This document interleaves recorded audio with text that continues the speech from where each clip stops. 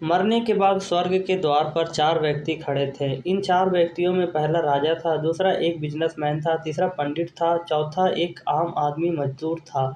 किसी को यह पता नहीं था कि स्वर्ग के अंदर प्रवेश कर पाएगा और कौन वहीं से वापस लौटा दिया जाएगा।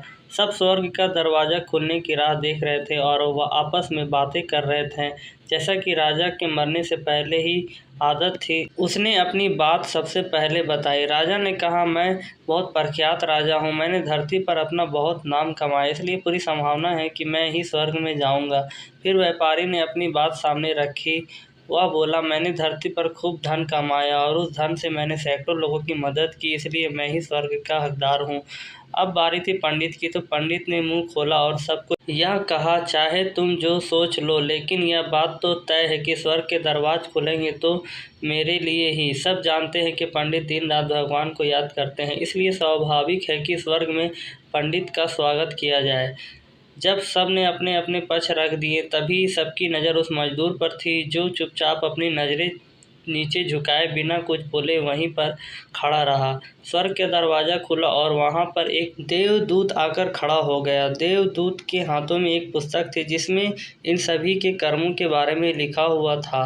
देवदूत ने सबसे पहले राजा को अपने पास बुलाया और उसको पूछा, तुम बताओ, तुमने अपने जीवन में क्या क्या अच्छे कर्म किए हैं। मैं उन्हें इस पुस्तक में देखकर फैसला करूंगा कि तुम्हें अंदर आने देना है या नहीं।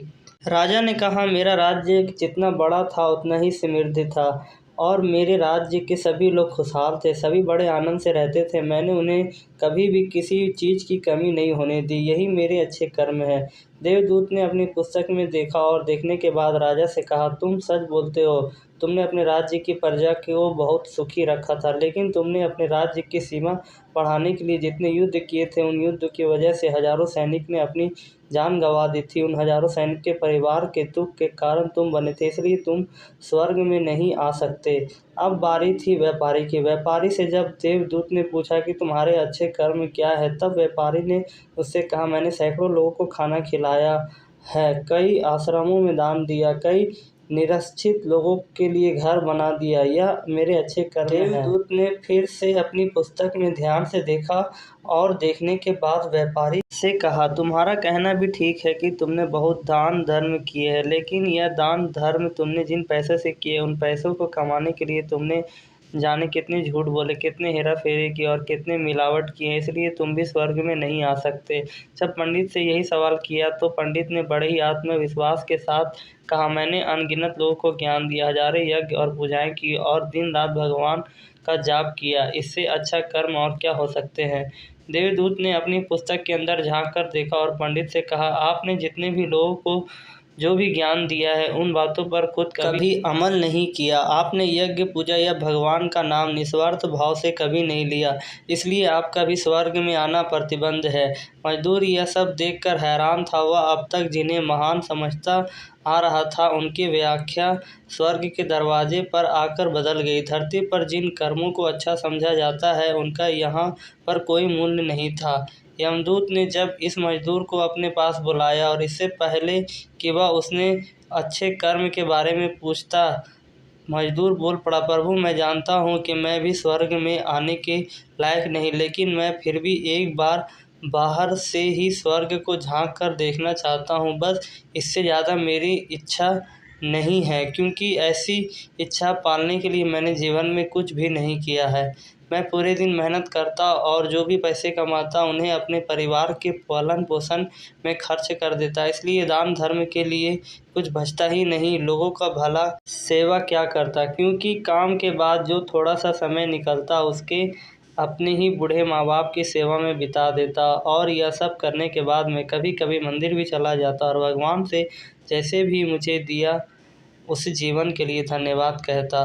देवदूत ने अपनी पुस्तक में बड़े ध्यान से देखा और थोड़ी देर देखते रहा। उसने मजदूर से पूछा कि तुम याद करके बताओ, तुमने कभी तो कोई अच्छा काम किया होगा। मजदूर ने थोड़ी देर सोचने के बाद बोला, हाँ,